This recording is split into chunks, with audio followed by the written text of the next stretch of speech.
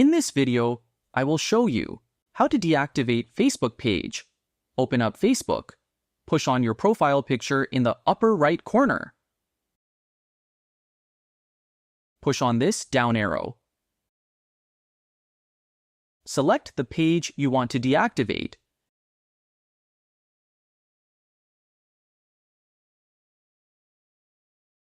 Press on these three lines or dots in the upper left corner. Settings and Privacy.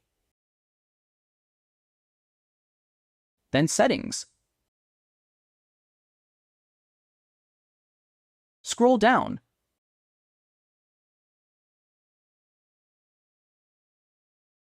Push on Access and Control. Push on Deactivate Page. Press Continue. Select one of these options. Press Continue.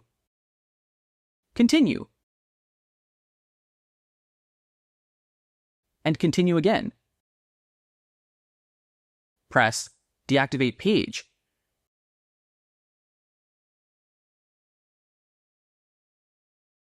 And that's how you do it, guys. How to deactivate Facebook page.